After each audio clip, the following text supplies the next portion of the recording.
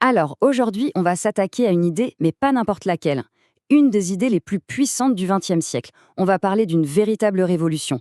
Celle qui a complètement changé notre façon de voir le langage et surtout cette incroyable machine qu'on a dans la tête et qui le fabrique. Sérieusement, réfléchissez-y un instant. Tous les jours, on sort des phrases. On en comprend des phrases qu'on a pour la plupart jamais entendues de notre vie. C'est fou, non? Comment on fait ça? Comment c'est possible? Eh bien, cette question, qui a l'air toute simple, c'est en fait un mystère immense, un casse-tête sur lequel les linguistes se sont penchés pendant des dizaines d'années. Allez, c'est parti, on plonge. Imaginez, on est à la fin des années 50. Le petit monde de la linguistique, il est bien tranquille, et là, tout à coup, il va être complètement secoué. Par qui? Par un jeune penseur, un certain Noam Chomsky. Et son idée? Une idée qui va littéralement tout changer. Et pour vraiment saisir l'ampleur du truc, regardons un peu ce qui se passait avant. Avant les années 50, on avait la grammaire traditionnelle, puis le structuralisme qui a pris le dessus. L'idée, c'était de décrire, de classer. On se contentait de ça. Et puis, bam, fin des années 50, Chomsky arrive avec sa grammaire générative. Et là, il fait bouger le curseur. On passe de décrire à expliquer. C'est un changement énorme qui va, en fait, poser les fondations de ce qu'on appelle aujourd'hui les sciences cognitives. Ok, donc avant Chomsky, c'était quoi exactement cette fameuse approche, le structuralisme? Et surtout, pourquoi est-ce qu'à un moment ça ne suffisait plus? Alors, les structuralistes, il faut les voir un peu comme des botanistes du langage. C'est une bonne image, ça. Leur travail, c'était de ramasser des échantillons de phrases déjà dites, c'est ce qu'on appelle un corpus. Ensuite, ils les analysaient, les découpaient, les classaient dans des petites boîtes, des catégories. Le but final, c'était d'avoir une sorte d'inventaire complet, une taxonomie de la langue. Oui, mais voilà le problème. C'est là que ça coince. Un corpus, même s'il est gigantesque, il sera toujours fini. Il ne pourra jamais contenir toutes les phrases qu'on pourrait dire. C'est un peu comme un album photo. Il montre le passé, ce qui a été dit, mais il n'explique absolument pas comment on fait, nous, pour inventer sans cesse de nouvelles phrases. C'est une vision qui regarde dans le rétroviseur, en somme. Et c'est là, précisément, que Chomsky arrive et change complètement la donne. Il dit « stop ». Arrêtons de collectionner les voitures qui sont déjà passées, essayons de comprendre comment fonctionne le moteur qui les fabrique. L'idée, ce n'est plus de décrire les phrases, c'est de construire le modèle du moteur. Comprendre les règles qui nous permettent à tous de l'écrire. Voilà, c'est ça, la différence fondamentale. D'un côté, le structuralisme, qui décrit ce qui a été dit, basé sur son album photo, son corpus fini. De l'autre, la grammaire générative de Chomsky, qui, elle, veut expliquer ce qu'il est possible de dire. Et pour ça, elle se base sur un nombre fini de règles, mais qui peuvent générer un nombre infini de phrases. C'est un changement de paradigme total. Ce qui est vraiment important de comprendre ici, c'est que cette nouvelle approche se veut scientifique. Elle a un pouvoir prédictif.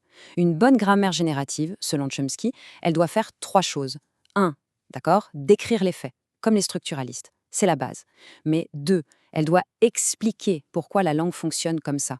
Et 3, le plus fort, elle doit pouvoir prédire d'autres phrases possibles, des phrases jamais entendues, mais qu'un locuteur natif reconnaîtrait immédiatement comme correctes. Bon, alors, pour construire ce fameux moteur, Chomsky a dû faire un pari. Le pari qu'une phrase, c'est bien plus que la simple suite de mots qu'on entend. Qu'il y a quelque chose en dessous, des structures cachées, invisibles sous la surface. Prenons un exemple tout bête en apparence. La phrase « On a jugé les ouvriers coupables ».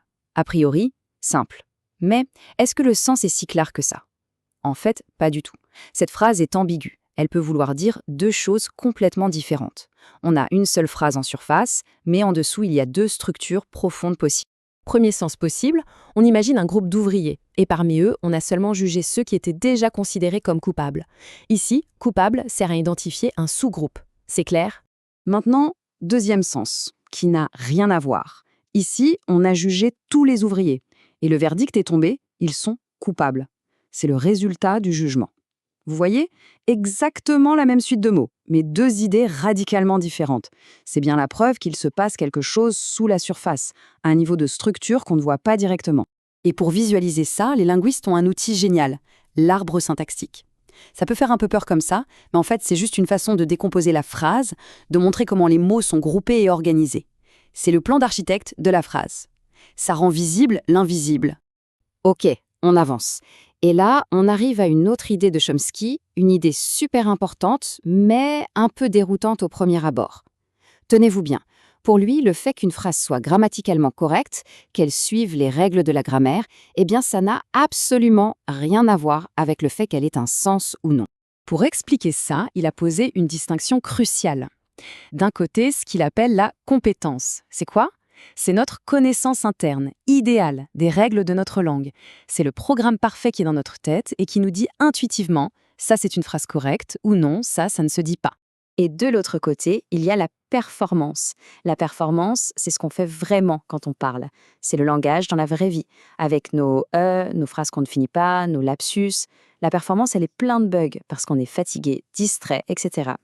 Ce qui intéresse Chomsky, ce n'est pas de modéliser ce bazar, c'est de modéliser le programme parfait, la compétence. Et ce tableau, il résume tout ça parfaitement. Regardez, on peut avoir une phrase grammaticale et qui a du sens, normal, Pierre aime les filles brunes, facile. Mais on peut aussi avoir une phrase grammaticale mais tellement tordue qu'elle ne veut plus rien dire, comme « le piéton que la voiture a renversé est mort ».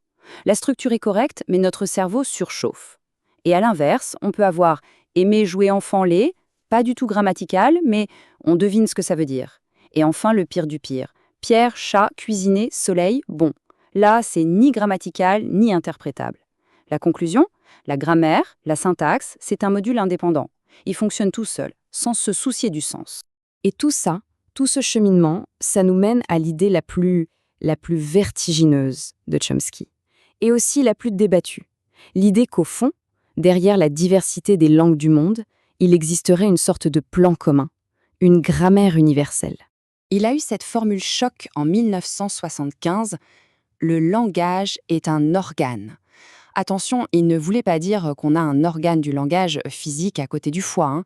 Ce qu'il veut dire, c'est que notre capacité à parler est une partie innée de notre biologie mentale. C'est un programme qui est là dès la naissance, un module spécialisé dans notre cerveau, un peu comme notre système visuel est spécialisé pour voir.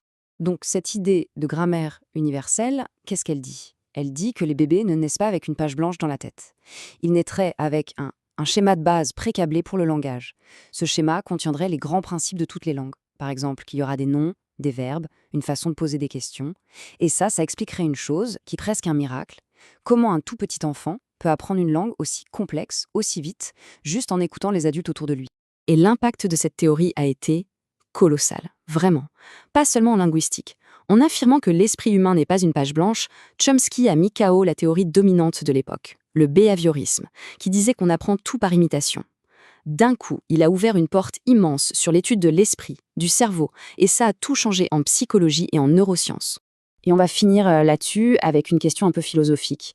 Si Chomsky a raison, est-ce qu'apprendre une langue, c'est vraiment apprendre? Ou est-ce que c'est plutôt une sorte de souvenir, comme si on activait un programme qui était déjà là, en nous, depuis le début? C'est une idée assez vertigineuse et qui, aujourd'hui encore, continue de faire couler beaucoup d'encre.